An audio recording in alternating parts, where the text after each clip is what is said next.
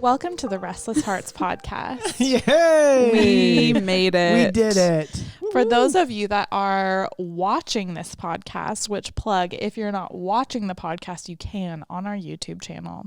But for those of you that are watching, you'll notice there's conspicuously no Josh. I know. Sad. Sorry. Although I guess we may put him in here via technical magic. Surprise, y'all. I'm still here. Yay! There he is. But we still get to have Josh. Josh, I didn't know that you were good friends with Jordan, Kobe, and LeBron. Yeah, they personally gifted that to me. Oh, that's nice of them. Did they They're really sign it kind.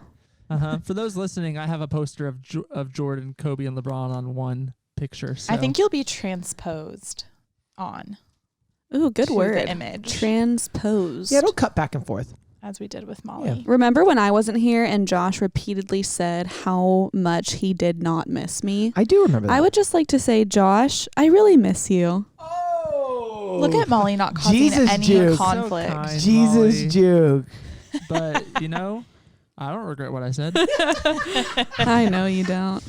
And that's why I'm the better friend. Just joshing. Just Hey, kidding. Just joshing. Dude, God opposes the proud. Oh. So, you guys, I had a question planned for today, Uh-huh. but then something happened a few minutes ago where Garrett started talking about some sports stuff, and then Oh, no. he looked at me. He goes, "Sports," as if I didn't know who Russell Wilson was that he was talking about. Like every time we talk about sports in any sort of staff setting, you're like, oh, sports? Oh. I do not do She does do that about fantasy football. Yes. I do not do I would say exclusively fantasy football. Okay, maybe not every time. But a lot of the time, I've seen it. Oh my, you guys are exaggerating. That's good. That's You're exaggerating. I do it also about like Harry Potter and other things that you guys go way too hard on. It's not about sports. I take personal offense to that. But anyway, that instance got me thinking of a new question. Okay. Uh-oh. Which is, I want to know what is a topic that you guys wish everyone knew about, so you could just talk about it with anyone. There Oh, wasn't like a man. specific sect of people you had to be with in order to talk about that topic. Ooh. You just wish everyone was up to date. There's like some personal tension happening in me because Wait, but we can't. Can we also say that it can't be like theology, Bible, or Jesus? Oh, yeah, that Okay, would be annoying. Thank you. Just Yeah, for sure. I was going to say. that would be I a feel really convicted. stupid answer. Definitely don't pick that. I just I want don't to want take that everyone off. So to know about Jesus. yeah, I just want to take that off the table. Otherwise, that's the only answer that you can give. That literally would not But- have been the answer I gave. What does that say about me? But I will say my answer is adjacent to that, which is I think the Enneagram, because it is truly my favorite topic. And I wish everyone knew about it so you didn't have to like start from the basics every Sure. time. You could just be like, you could really go hard on it. Has anyone given you the nickname Kennyagram? Because I think that's what we should begin right now. You just did. Josh, that was so cute. That was funny. Kennyagram. Oh my God. It sounds like something you'd give someone on Valentine's Day. Like a does, Kennyagram. which is does. so cute. So it would either be the Enneagram or the Bachelor. I would love if everyone was up to Ooh, date on yeah. Batch Nation and we could always just talk about what was Speaking happening. of, we're down to the final three, everybody. Everybody. Okay. Well, everybody. And it's everybody. Piper. No. Oh, No, dang it. hey, also no spoilers. Yeah. Some people may not. Maybe Hey, behind. Molly's the I one feel who like spoiled that. I feel like I we just should said do final a. three. Oh, yeah, you're right. I feel like we should do a Restless Heart sub segment where it's just y'all trying to explain the Bachelor shenanigans to Josh and I. That could be fun. Just a Well, side we thing. would be like I would Hannah love your with guys' sports. commentary. We'd go I would- Bachelor. Not do that. I don't dislike sports for the record. I feel the need to say that. That's fair. I like watching sports. Okay. Enneagram is a really good answer because I also don't like explaining why the Enneagram isn't like two pentagrams having sex, but Do you What? find yourself needing to explain that often? Yeah, every time everyone's like, why is there a pentagram on this? And why is it so satanic? I've never heard You that never heard either. Christians go hard in the paint against the Enneagram? Against Enneagram in general, but not in that specific way. Yeah, same. Okay, I just like saying pentagrams having sex. My bad. You caught me. Off the rails. The more often I can bring that up in conversation, I will. That's the topic you actually want everyone to know about. The sexual positions of Stop. demonic symbols. Might need to edit that one out. No, I don't think we do. We're going to roll with that. Okay, but what's your real answer? I don't Because know. you can't have mine.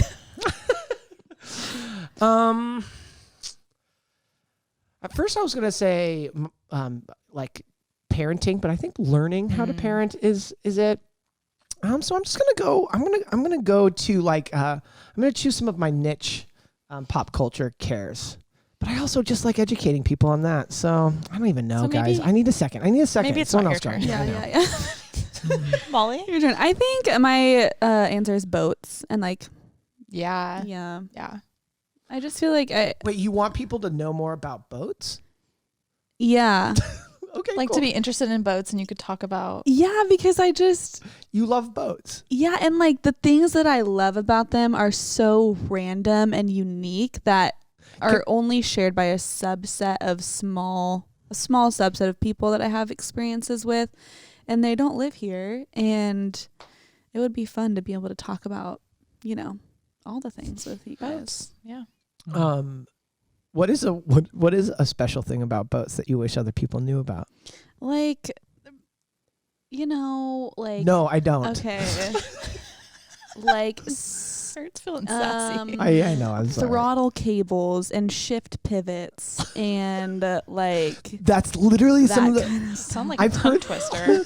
Those are the first times I've ever heard those words put together. yeah, because like- we don't sounds get like to talk pentagram about that sex stuff positions. here.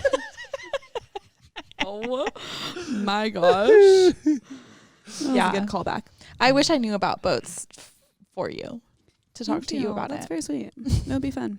Oh, I want to get a boat so bad, you guys. Then we could go out on it and talk about this stuff together. No, that would be so cool. I would love I for you to also- get a boat. I dream yes. about it and look at them online. The best thing about the best thing about a boat is having a friend with a boat. That's what I've heard. 100% agree. Amen. I Amen. want to be that friend. Okay, you should be that. Yeah, I want you to be know. that friend. I need to get a truck first. Okay, Okay. Or a big we can do car. that. We can help. Matt. Love One that. Like step at a our time. our tech guy Matt just got a truck. He can help you find a truck. He did? Yeah. Yeah. Oh, I can't wait to talk to him about it. You trying to get one? Yeah. Really? Yeah, John and I really want a truck. Oh my gosh. I need a truck and I need somewhere to store it. Oh. So my I gosh, mean, Oh, I got a guess lot of I barriers. could put it in the garage. I got my Anyways. answer. Okay. Computer stuffs. Oh, yeah. Particularly around Apple computers, because at one point I did work Mm. for Apple computers, and it was like almost a decade ago, and everyone still asks me their questions about their computer stuff. Yeah, I do. So you wish people knew so that you didn't have to do it explain all of the time. not so that you could bond Yeah. over it, but Mm. more so that you. so I could be more efficient with my time, and people didn't bother me as much. Yes. Oh well, that's me. Seems passive That's aggressive. actually a specific call out to you.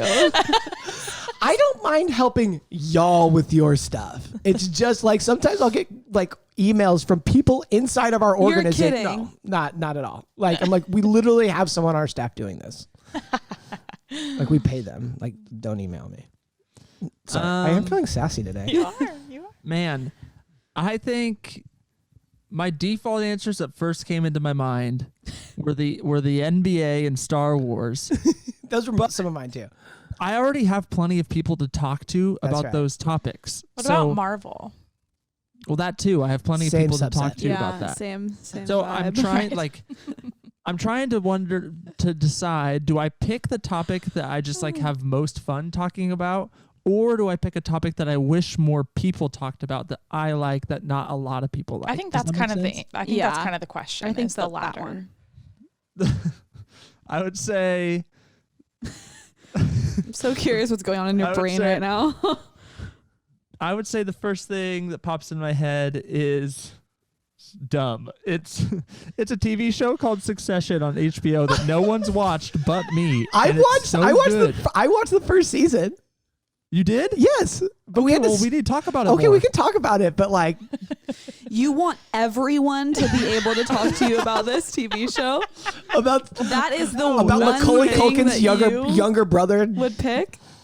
Well, like choosing questionable places to do pretty much it's everything. Not great. It's definitely not like a moral show. No, it's like it's a good show though.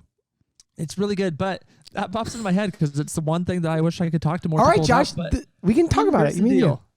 you? I'm going to actually go and say my real answer is the NBA. I love talking about the NBA. I want people to like love the NBA like I love the NBA.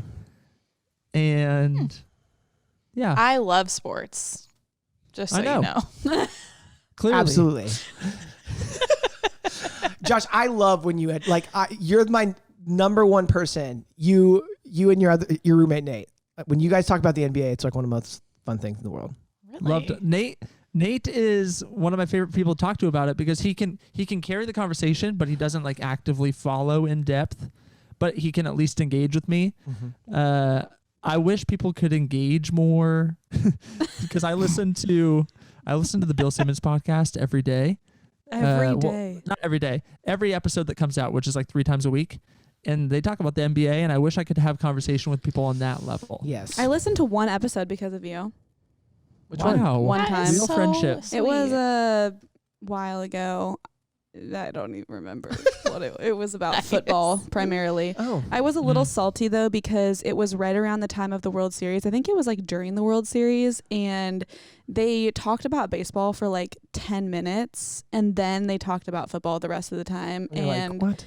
I just get a little bit bitter about how the sports world doesn't like that's how it baseball is. enough. So I love baseball. come on. This is funny. Oh, man. Just for the record. So I feel like, today we're going to talk about conflict. Which is good because I'm feeling salty. And I feel like we're going in that direction I'm so excited. today. Just kidding.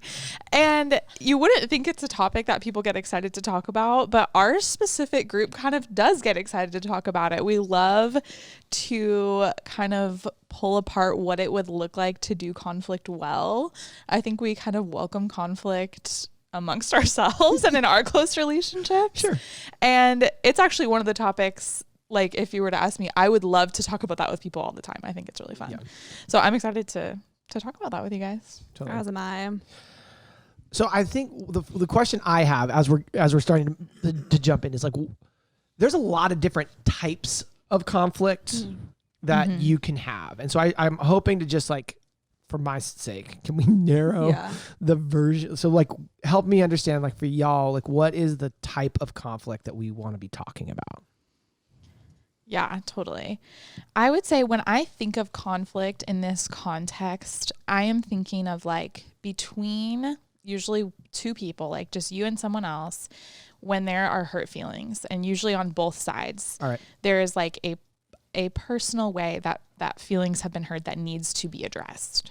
Gotcha. So it's like more like we're going to be talking more about the version of conflict, like interpersonal conflict, like not like someone's slept with my boyfriend or girlfriend and I need to confront them about it. Kind of conflict, right?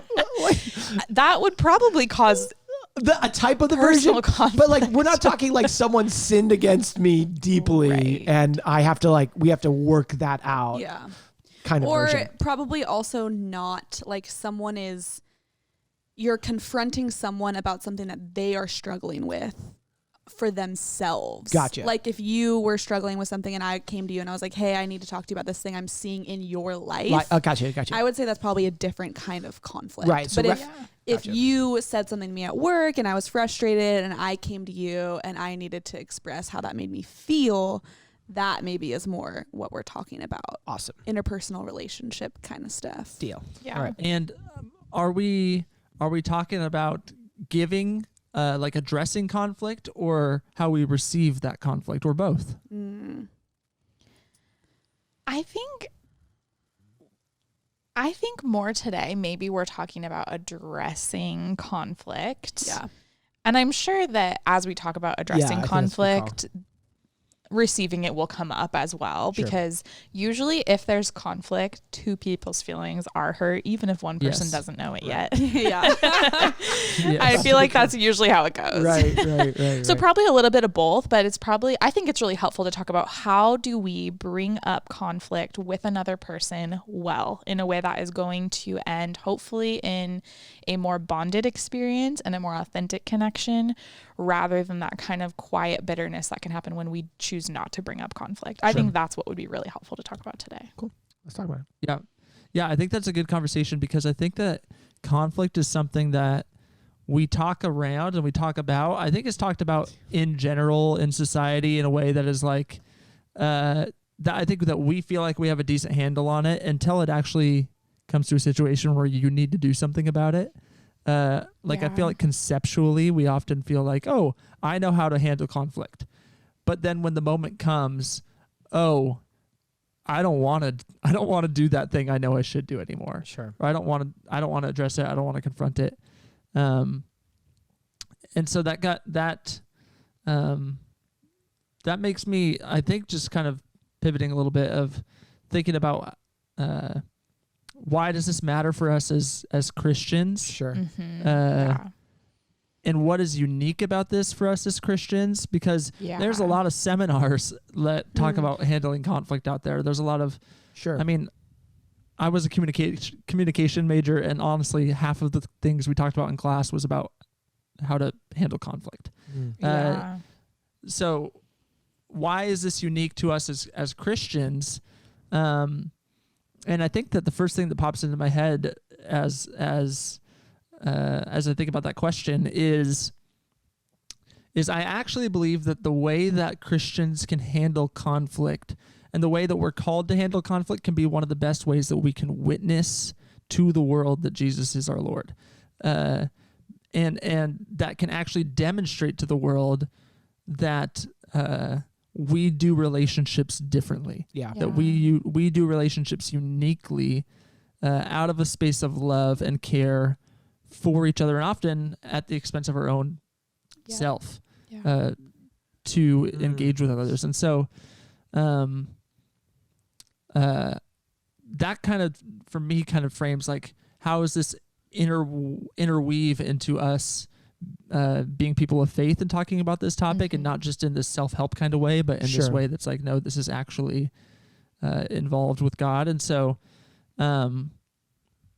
off that, I'm wondering if you guys have any things that pop into your head first off of how conflict might be addressed in Scripture. Any examples you can think of, any stories you remember, any verses that pop into your head of where you see conflict being handled in Scripture and how it's handled in Scripture. Well, I mean, I think some of the first things I think of is Jesus was in conflict pretty consistently. Particularly with power brokers of his time, with like systems of hurt and brokenness and pain and the ways that those systems like hurt other people. But also there was like conflict between his inner circle of friends. Like I was thinking, I was doing some studying for something I was speaking on, and it was surprising, like, one of the founders of the church, Peter, like at one point Jesus looked at him and goes, "Hey man, get behind me. You're messing this whole son up." And so, I mean, like, I do know that conflict was a part of conflict is part of the fabric of the Scriptures. And so that's some as I initially think about it, is that Christians, like, it's modeled for us in the life of Jesus of entering into conflict pretty regularly with people that not only are against us, but are also like on our side. I think that's an interesting thing. Yeah, I think in a similar way, I think about the character of Jesus, and the quality that is always the most prominent to me is humility, and like his desire to serve people, to wash the feet of his disciples, to just enter into situations with humility and a desire to serve. And I think that that is the characteristic that I think we are invited to embody as we handle conflict as well. That like when we enter into situations where there might be tension, where there might be disagreement, where there might be bitterness, like if we can adopt a posture of humility as we have those conversations and as we deal with conflict, like I think that is an absolute game changer. If we're going in with a desire to not like think, I think who says this, maybe C.S. Lewis, I'm not sure, not think of others, humility is not thinking of others not thinking of yourself as less than, but less it's thinking of yourself, but thinking less. of yourself less. Thanks, Josh. I think we got there at the same time.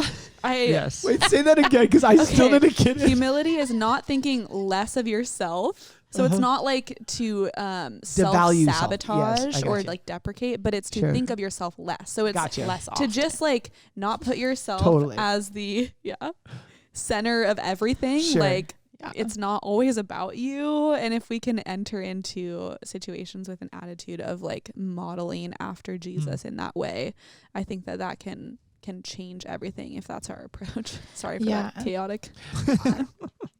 Here's what I know is that even if it wasn't C.S. Lewis, if you just say C.S. Lewis said something, it automatically sounds more authoritative. I think it was, though. Oh, excellent. I'm like 99% If not, sure. I'm pretty sure it was Abraham Lincoln. So. Is that better? But on that, Molly, too, I think that because this is something that we can learn from Jesus, I think because his constant posture was humility toward his friends and they knew his character to be that. It's not like he put that on when he just went into conflict. That was how he conducted himself in relationships, that then he could have conflict fairly often and could address it head on.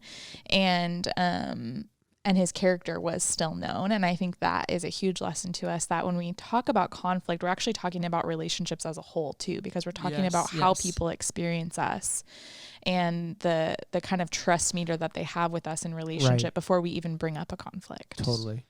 Yeah. It makes me think of, honestly, it makes me think of one of the biggest, greatest commandment, or most important commandment, I guess, as Jesus says it, other than love the Lord your God, with all your heart, mind, soul, and strength. It's to love your neighbor as yourself. And I think that as we talk about conflict, I love what you said there, Kenna, because we don't handle conflict to just make ourselves feel better. Mm-hmm. Like we don't handle conflict just to resolve tension to be liked, or to be for our value to stay intact in other people's view. Like handling conflict is actually a way to love someone, or actually a way to enter into care for one another and to love your neighbor as yourself. Right. In having a posture of humility, because Jesus radically shows us that he was looking for the betterment of those around him constantly. Yes. And prioritizing that. And in that, he could enter into conflict genuinely wanting the better for the person that he's in conflict with. Yes.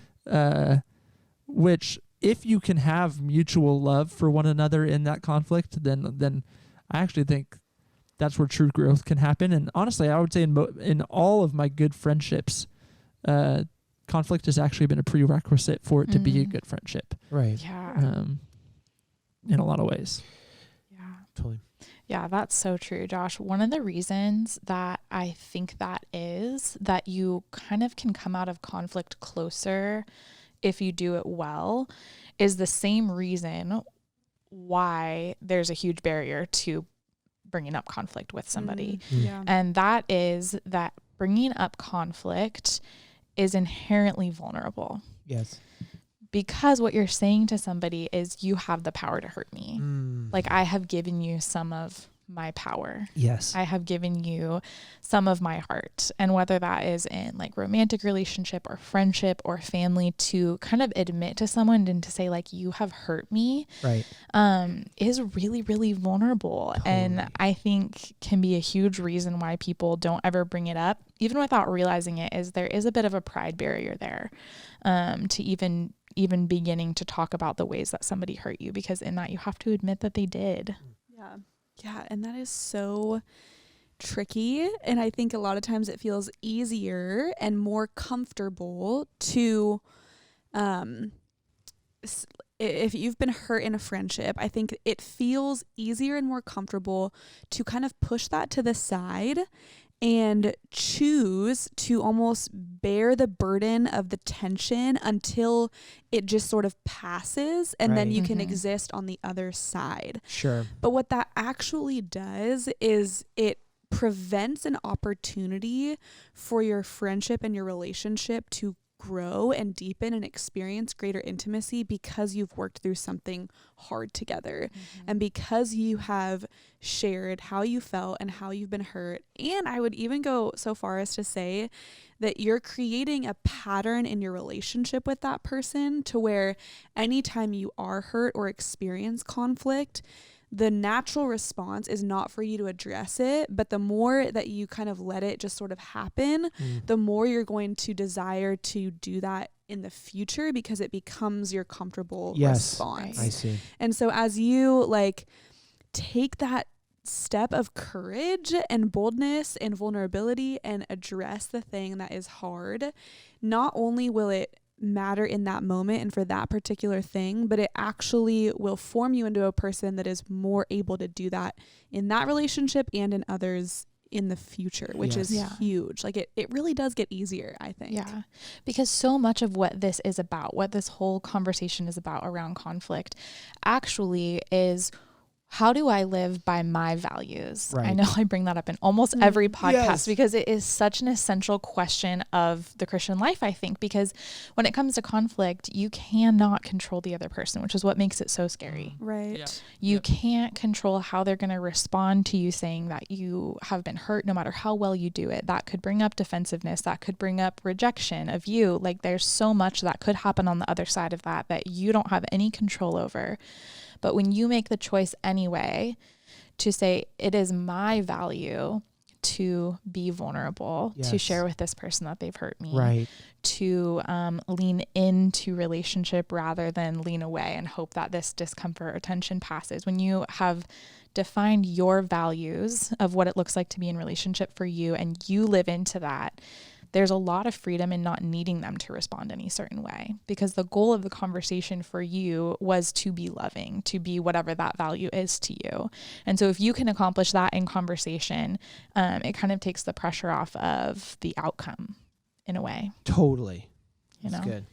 Yeah, I think a lot of times a barrier to addressing conflict, like I'm thinking of relationships with a roommate or a coworker or a friend, like something happened that you just can't shake. Like you are feeling like, oh man, that comment really hurt me, or like they're acting in a way that feels like they're mad at me. Like it sounds petty sort of when we say it and describe it out loud.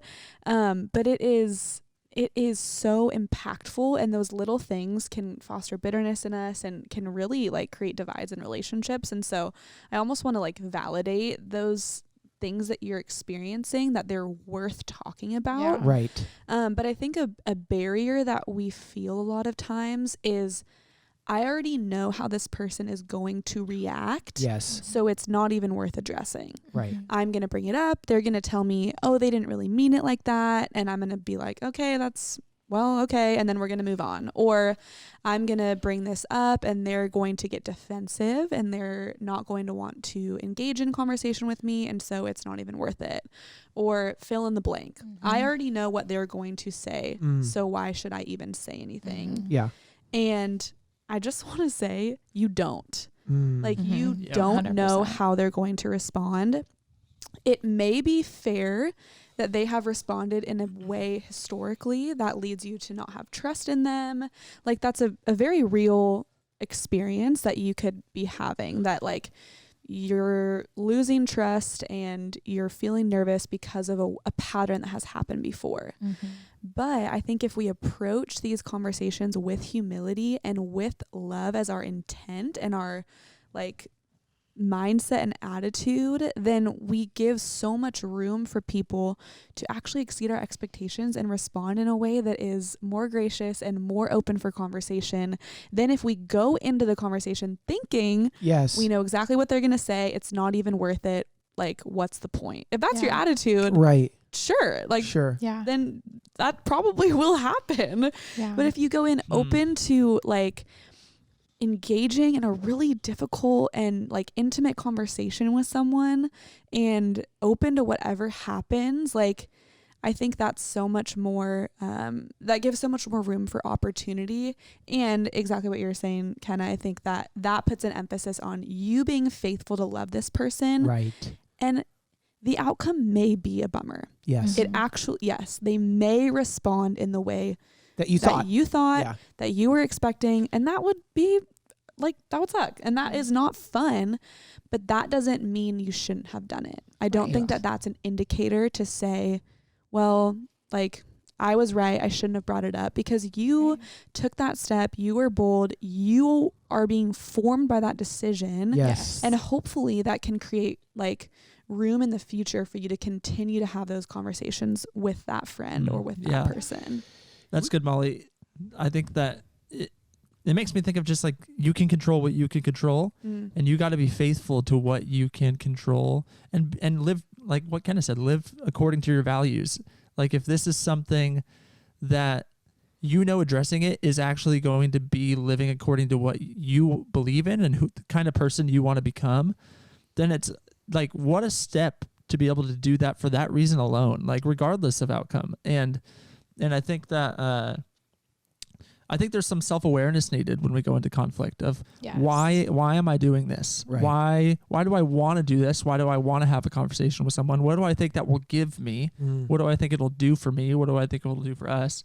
And if it is purely about just the outcome, I'd also ask anyone to examine what they need to own, like what they need to control, what they need to have in the out. Like, what kind of outcome do they need to bring to that relationship? Because I would bet you're carrying bitterness, you're carrying judgment, you're carrying baggage, and it's affecting you. Yes. Like, and I know that that's been true for me, that when I have conflict with someone, it's not just that I want someone to respond a certain way to me or reconcile a relationship in that way. It's also, I have something that I need to say, that I need to get off, or else it's going to build in me. And actually, over time, it'll be more harmful to my relationship than any response they could give. Yeah. Right. Yeah. Because most of the time, the response that they give is probably going to be a temporary sting. Right.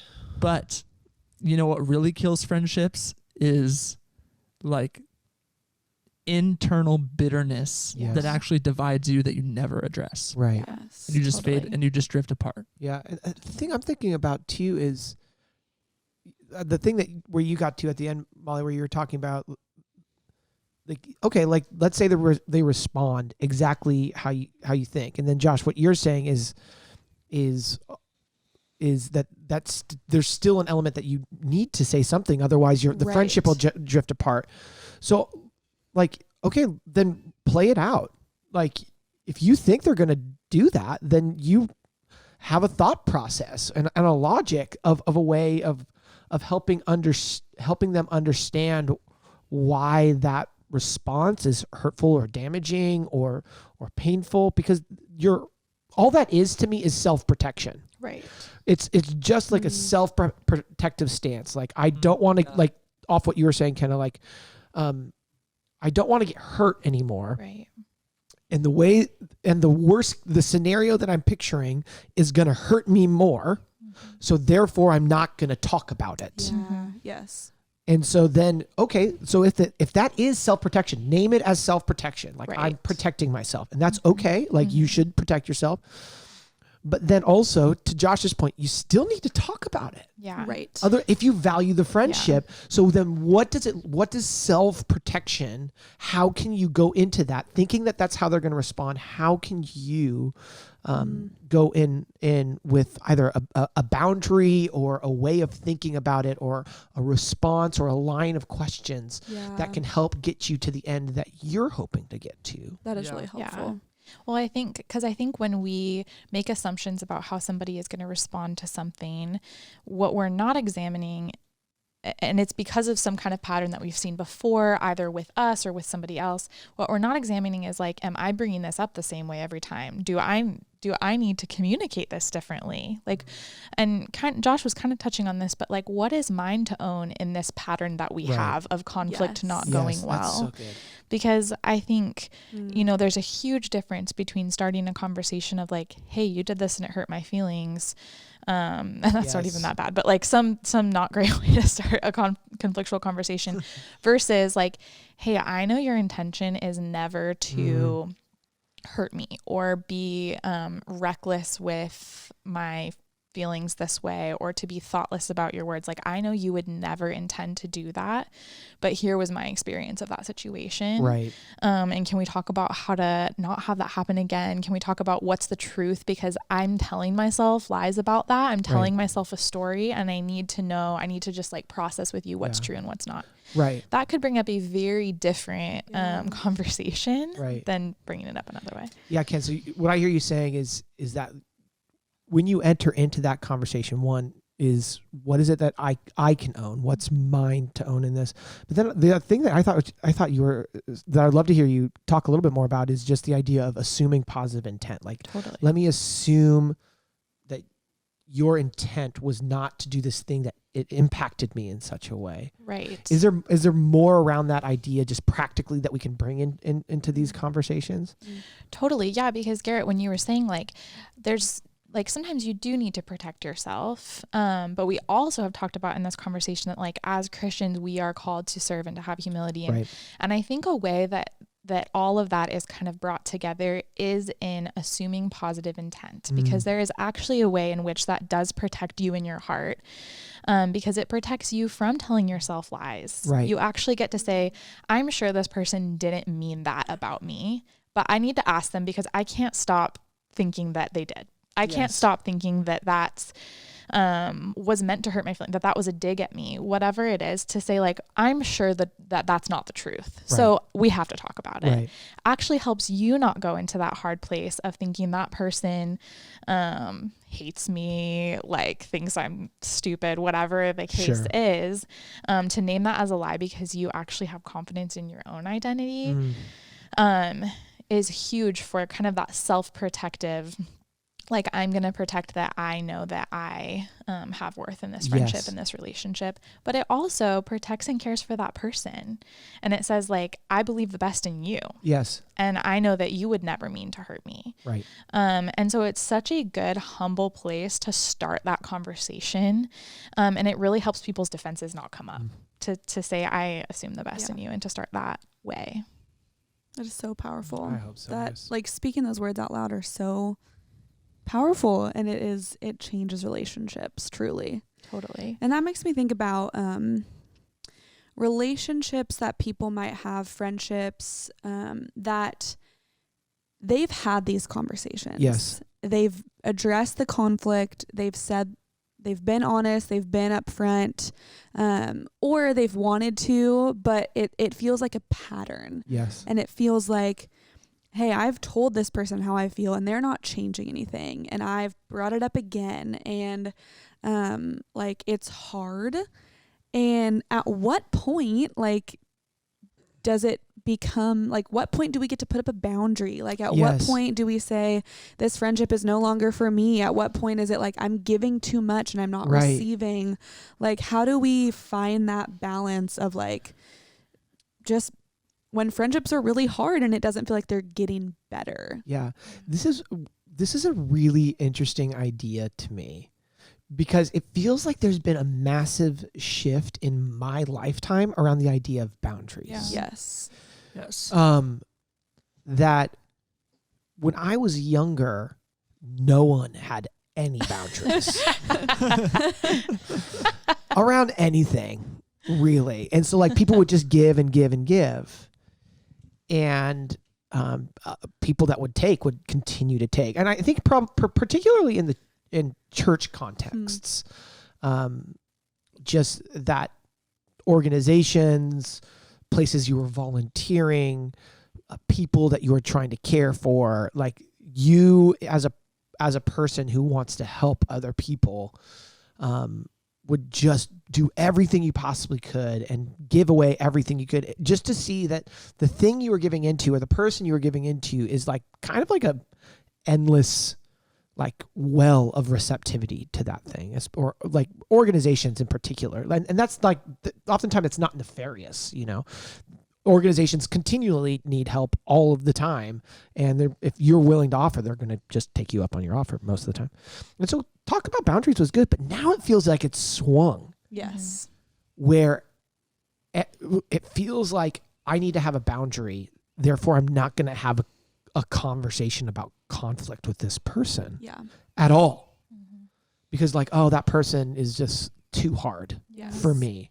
Right. Or like I hear the term like they're so toxic, and I'm like, what? I don't even know, what does that mean? Like I thought that's the stuff that turned the Ninja Turtles into Ninja Turtles. Like that's the stuff.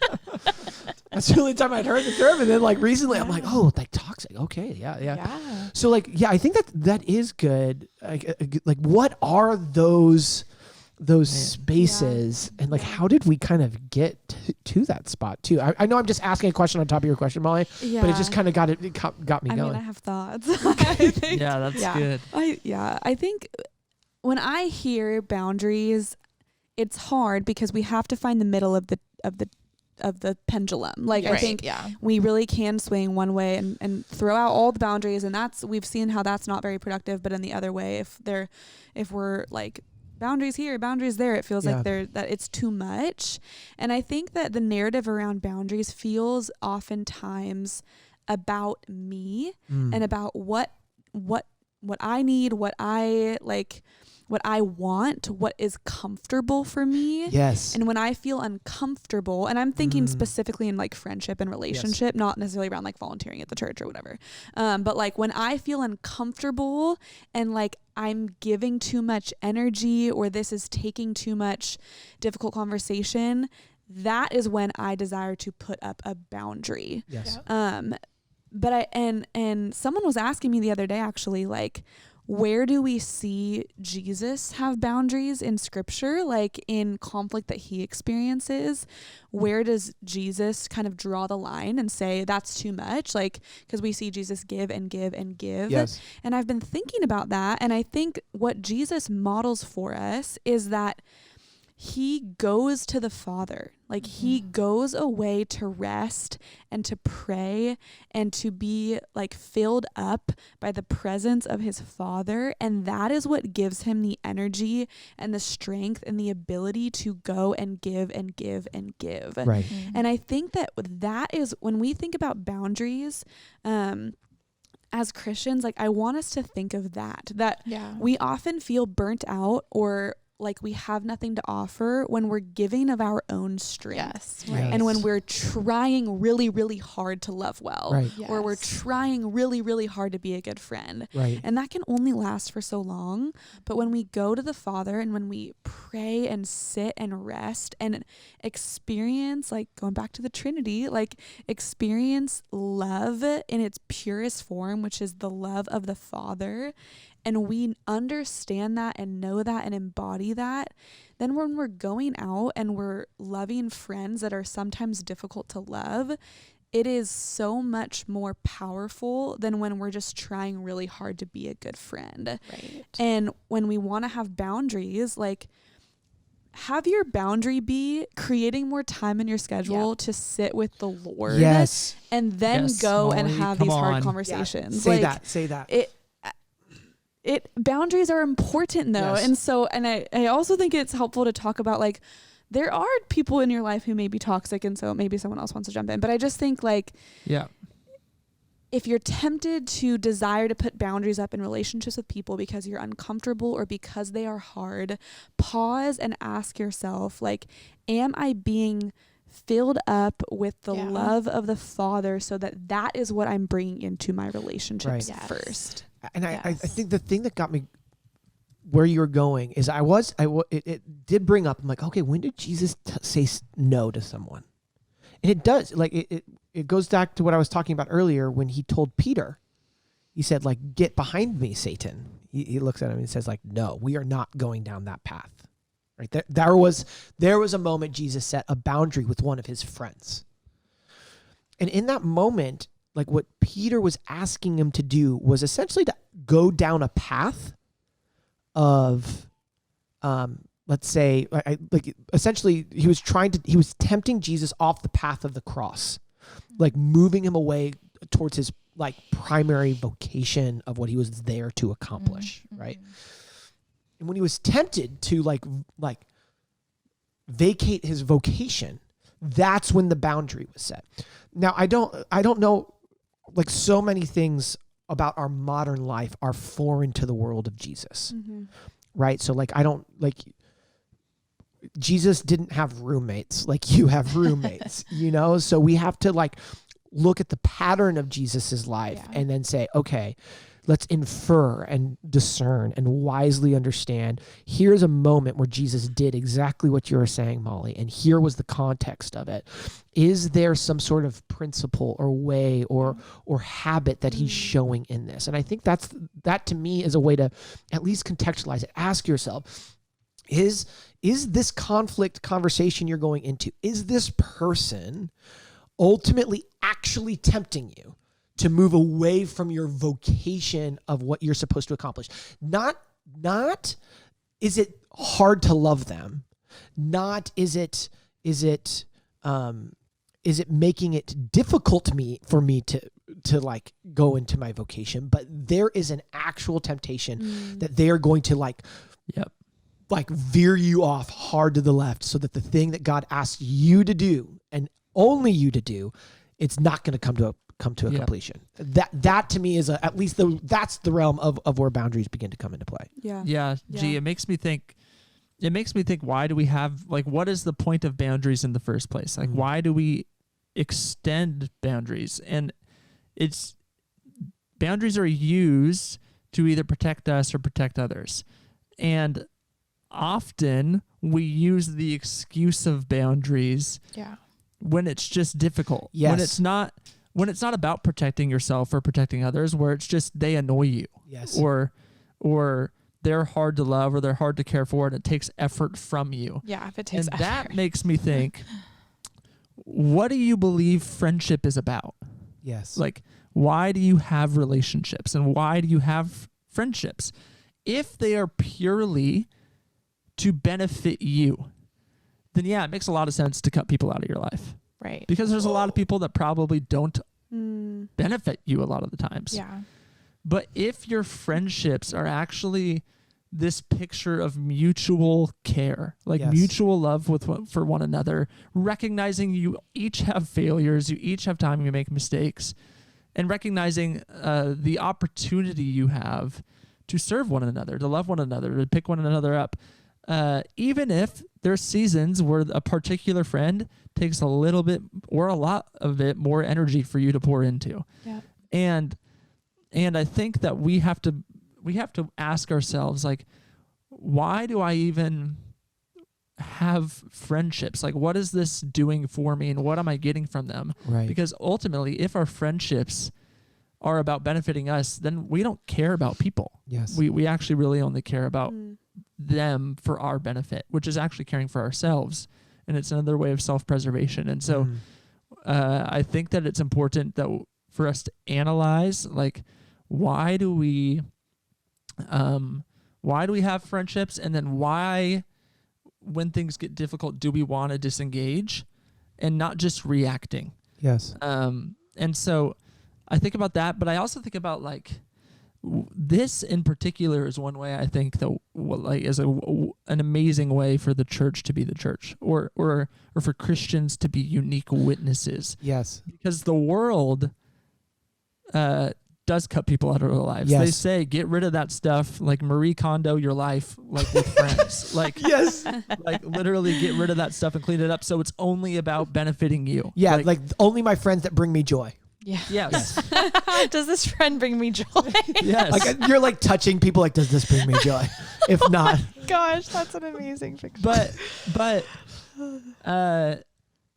the picture we see in Jesus is a God that didn't give up on us. Yes. And doesn't give up on us, right. even though we're like really difficult. Yes. Like, and hard to love, and we resist him. And like, thank God that he didn't lose compassion for us. Yes, Yeah. Josh. You know what I mean? And so that Yeah. goes again to what Molly's talking about is the reason why your boundary needs to be, I need to spend time with God, is because how can you have compassion for someone other than it when it comes from God? Yeah. If you're struggling to have compassion, talk to God about having compassion. Ask him to help you see them the way that he sees them. Yes. Like yeah.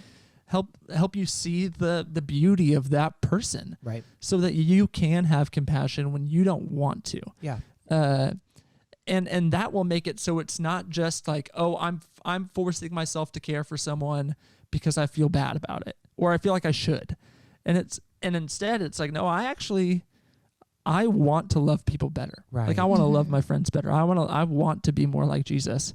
And I think that if we did that, especially in the church, like in the church, in the divisiveness existing in the church, like if we embodied that more, then I think that the world would take notice. Yes. The big questions, as Garrett was recently preached about. Yes. Yeah, totally. Because I mean, yeah, Molly mentioned the word toxic, and we're talking about boundaries, and like, if Jesus used the word toxic like we do, I mean, Jesus's friends were pretty toxic, you know, like if we think about it that way, like they literally turned him in to be killed. Like, Yes. And denied they even knew him. right. Yes. And we'll say someone's toxic if they like, I don't know, miss 2 coffee dates in a row with us or something like that. Like toxicity and boundaries. I think that these are words that we will use really defensively and like we're saying, just for our self-protection. And I think that there's something so important to be said for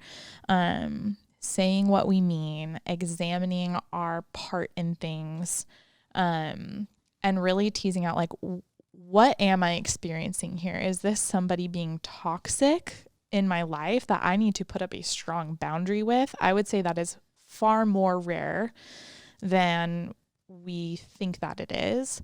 Or is what's happening, this person's difficult, they're going through a really hard time, and I need to get my strength, get my love, get my compassion, my energy to love them from the Lord, and maybe I'm not doing that very well.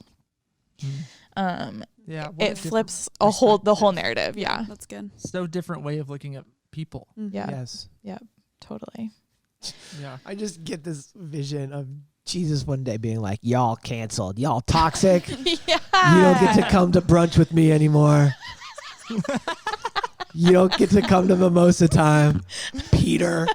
Y'all don't text Tiffany. Tiffany? What? I don't know. I just thought of the name Tiffany. Y'all don't text her. Yeah. That made no sense. I guess Martha would make more sense. This was like a virtual disconnect that we just had, I think. Literally, we're virtually disconnected. That was the point. We literally are. That's good. Oh, that's so funny. Well, I'm just in this idea of boundaries. I mean, just a couple more biblical examples are coming to mind. I mean, there's that one with Jesus and Peter, but then there's also like God's relationship with Israel. I mean, we're talking. Talk about toxic. I know, right? Like 1,500 years from like the founding of Israel, like when God made a covenant relationship with Abraham and his family line, and then they like over and over again, like God is continually making a way, Josh, like you were saying. But then at one point, he just got to the spot that he's like, nah, like this, the fact that I keep forgiving and keep coming back is actually damaging Israel. Yeah. Right. Right. It's harming them. So the most loving thing I can do is actually set a boundary. Because for their sake, Right. and for their good, Yeah. I need to set that, because like actually the thing of me forgiving them is actually causing them damage. Yeah.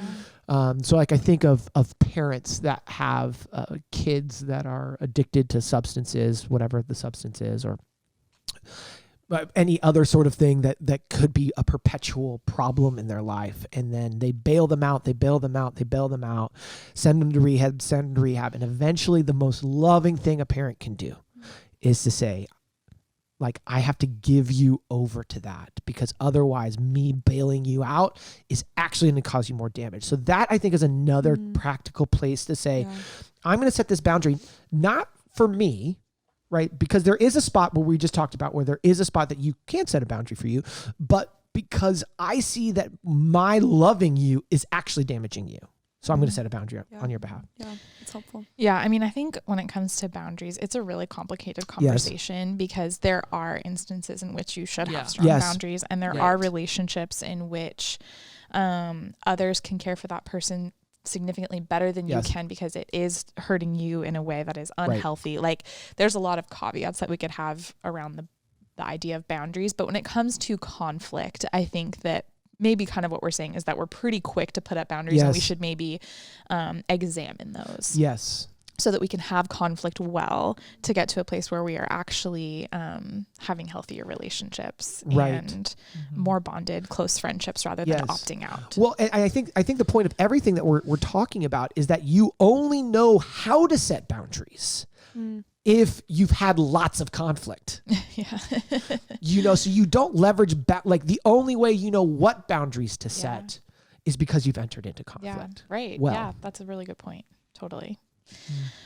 So what would you guys say, how do we find rest in the context of this idea of conflict? I think it can bring up anxiety for people. I feel like I say that every week. That's all we talk about are things that can bring up anxiety for people.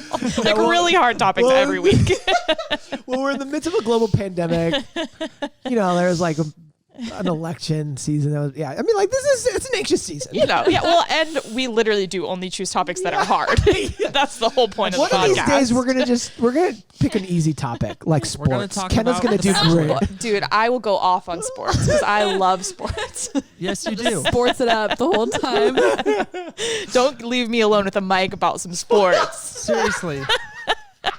You'll pop off. I will pop off. But in this idea of conflict, what would you say are some of the best takeaways for people for finding rest and doing this well? Yeah. I think the first thing for me out of all of this is, what does it look like for you if you're entering into conflict, is to like building up some resilience. Because the only way that you'll enter into conflict is that if you do it and you come out on the other side and you're like, oh, that wasn't so bad.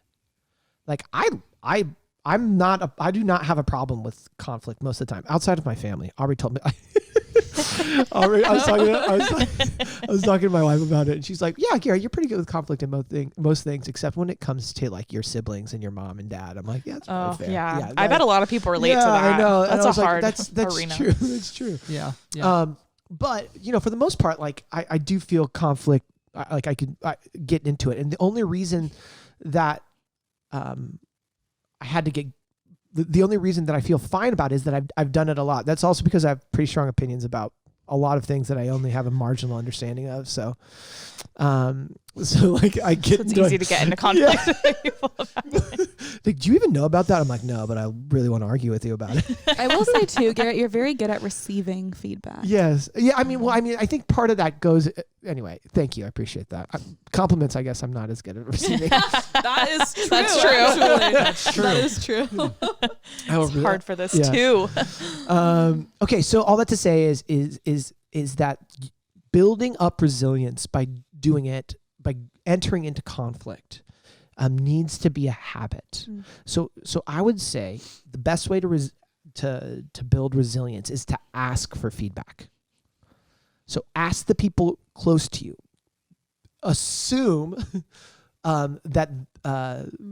assume that there's something that you've done to harm them, and that's a fair assumption because you're a human, and that it might be small, and you have to assume positive intent, like we were saying. So you have to assume that it's not going to be a huge thing. So when you ask for feedback from someone about like, hey, are there ways that I've harmed you in the past or hurt you? that I could do different. And then you are the one setting yourself up. It's not taking you by surprise that you can go into that. So if you're looking to create some resilience for conflict, be the one that initiates it, but then turn it back on yourself. Like, don't go to someone and be like, hey, we're going to have some conflict. I'm going to tell you about some things that are just small, but that's like a grounds for nitpicking. But ask for it. And that's how you can build some resilience when that actually comes. And then you actually have to have a conflict conversation. That'd be what I'd say. Yeah. Yeah, that's really that good. is good, G. I think one thing that I'm thinking about that applies to us specifically as Christians is I think recognizing that reconciling is actually very spiritual. That it's actually like, and it's not just this like management strategy. Yeah. You know, that it actually is a way to be like Jesus, and when we avoid it, we're actually missing an opportunity to be refined. Yes. And to become more like him. There's a verse, it's in Matthew chapter 5 when Jesus is preaching the Sermon on the Mount. And it's soon after this section where he's talking about, you've heard it said, do not murder, but I say anyone who even has anger towards their brother or sister has committed murder in their heart. Just real gentle, Jesus. But then he says this. He says, therefore, if you are offering your gift at the altar, and there remember that your brother or sister has something against you, right, leave your gift there in front of the altar. First go and be reconciled to them, then come and offer your gift. And I think that reveals that he's purposefully, Garrett was talking about this with us the other day, he's purposefully pitting reconciliation with a spiritual act of giving a gift at the altar of God. Yeah. And he's saying, hey, if you think that's the spiritual thing to do, like, but you have something again, like you have something to work out with someone has something against you, you need to do that first. You need to literally leave where you are, go to that person and reconcile with them, because that is actually the spiritual godly thing to do. Like before putting your hands up in worship and giving the tithe and listening to the sermon on YouTube, feeling holy, like, before you do these like Christianese things, Jesus is like, nah, you need to actually like be in good friendship and relationship with people. Yeah. And so I would say like I think that is imperative for us to know, and to realize. And I'd also say, when we go in conflict, I'd encourage you to speak honestly. Yeah. And to speak clearly about what you're experiencing. Something that we often talk about is speaking clearly about, hey, when you did this, it made me feel this way. Yeah. And being honest about that, and trusting that the friendship you have with one another will be enough to hold and be a structure for that honesty. I think that sometimes we're told to tell the truth in love, which is good, but sometimes we apply that in a way that is, well, I'm not really going to tell the full truth then. Yes. Because then I would feel like I'm being a little too harsh. And I think sometimes the most loving thing you can do is just tell the truth and be honest with someone about what you're experiencing and say, hey, when you did this, it hurt my feelings. Yes.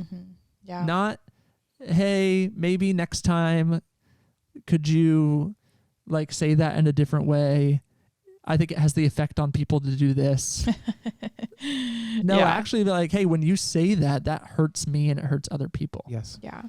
And that's actually loving. It's more loving of you to do that with someone than to, I mean, honestly, let them continue in harming other people. Yeah. And possibly themselves.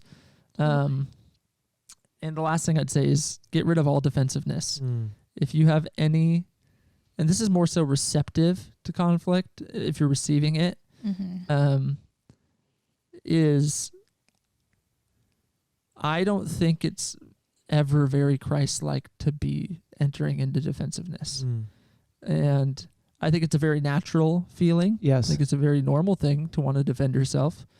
But I do think that it often prevents us from reconciliation, love and care for one another, and humility. It Right. actually, I think, leaves us in pride. And so anytime you feel defensive, I would encourage you to pause and ask yourself, why am I feeling this way? Is what they're saying true? Do I have to reflect on this a little bit? Yeah. Versus just, no, that's dumb. No, you're wrong. No, I need to say my piece. Yeah. And I think it will work out a lot better for you too. Yes. A lot of the times if you can do that honestly. Yeah, totally. I learned that, Josh.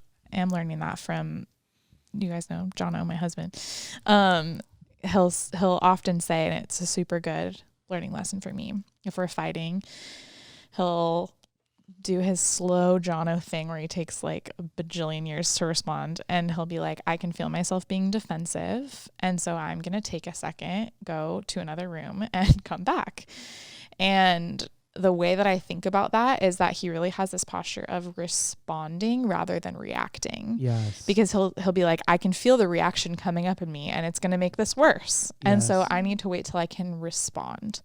And that is one of the ways that I would say that we can go into conflict well, kind of in summary, is there's something really, really beautiful and so helpful to the other person, but also to ourselves in that idea of like building our own character, and that, you know, a huge part of this isn't even about the outcome, but is about habit building and character building, is responding to people rather than reacting to people in conflict.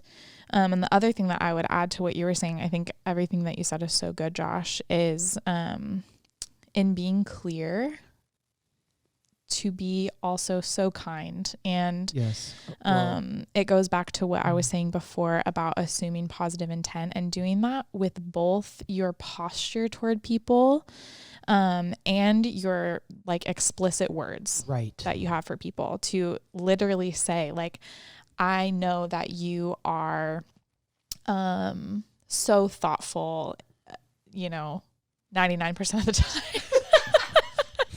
But this is how I experience this thing, where I know that you really, really care about people. I didn't feel like that when.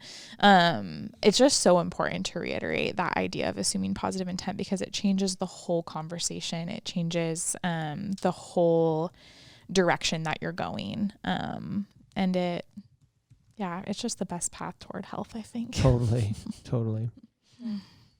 I think in similar ways to all of you, I think what I would encourage people in finding rest around conflict is to be intentional and to be prepared. And I think when I think about those two things, be intentional, like just go for it. Yes. Like do it. Have the conversation, get out of your comfort zone, like have courage, be bold. Yep.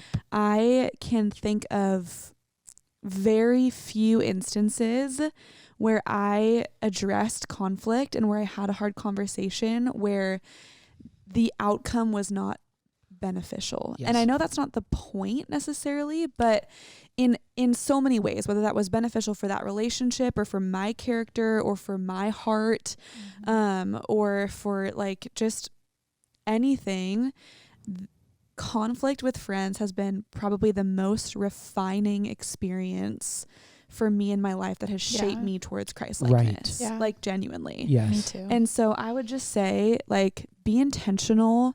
And if you're thinking like, oh, I wonder if I should say something to this person, I wonder if it's worth bringing up, like, I just want to give you that push and say it probably is. Yes. Like, it is probably worth it. Even if it feels small, even if it feels like it will pass, you can do it. It is hard, but you can do hard things, and like, just go for it. Let's go. And then as you're going into that conflict, like, just be prepared.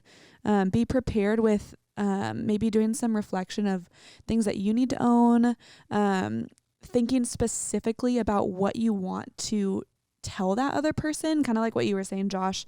I really, this has been so helpful for me, and I tell this to anybody that I talk to about having conflict, is behavior and impact and being specific.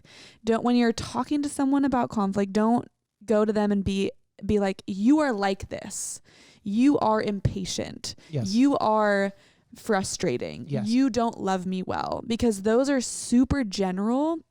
And when someone hears that, it just feels sucky and you don't know how to change it. Yes. Yeah, it feels hopeless. Yeah. So instead of saying you are impatient, you can tell someone, hey, when you spoke to me like this on that day, like in this moment, it made me feel like you didn't value my time. And I'd love to talk to you about how we can, Right. handle that situation differently in the future. Yes. They know exactly what you're talking about. They know exactly the thing that they did that was harmful and hurtful for you. And they know how to approach it differently in the future. And again, like what you were saying, Ken, with love, with kindness, but like be specific. And I think that will give you a lot of like a really helpful starting place, as opposed to just kind of wandering around like large character flaws that is just like, is just not very kind or helpful, and it actually just digs people, I think, more into a hole. So be intentional, be specific, and like, you got this. Yes, Yes. I freaking love that, Malls. Love it. Yes. And the one last thing that I really want to say too, because what that makes me think of is also, if somebody says, I'm sorry, accept their apology. Let's go. That's so good. Accept their apology and do not hold it against them. Yes. Like Yeah. actually let it go. Yes. Mm. Be like, hey, thanks for your apology. Like, I forgive you. Those are really powerful words that sometimes feel formal or unnecessary, Yes. but they're not. Like, Yeah. I forgive you. Thanks for that apology. I'm really glad we talked about this. And also to be willing to say, I'm sorry. Yes. Like those phrases, I'm sorry and I forgive you, almost feel so simple that they're like out of date, but they are not. Those are Right. powerful, powerful Dude, words. let me brag on Molly. I had to apologize this week, and she said the same thing and disarmed everything, and it was wonderful. She extended grace. To be fair, I also had to apologize in the same conversation. So See, look at us just fighting and making up. I will say this. I'm going to do one last brag of just like this whole crew of people is that, I mean, I've watched some of y'all be friends since you were 18 and 19 years old. And I think that the reason the friendships that, like at least as someone that's kind of watched from outside for a while and now is like I'm not in your guys' group. I got way too many kids. You are. You totally are. That's fine. I'll own it. But is that conflict, when you enter into it, actually makes friendships better. It does. And it drives them deeper because like the roots of a tree get driven deeper when there is like resistance from wind and things. That actually like signifies to a tree, send my roots deeper. So when you meet resistance and you press through that, it actually sends the roots of your friendship deeper. That the friendships that you have that you're going to want to continue to cultivate are the ones that you know can weather storms. And you don't know that unless you enter into conflict. So if you want the deep friendships that you are really longing for, love your friends well enough to actually tell them when they've hurt you. so good. Amen to that. Thanks for watching. If you enjoyed this video, like it, subscribe to our channel, and turn on notifications so you can stay tuned for all of our content.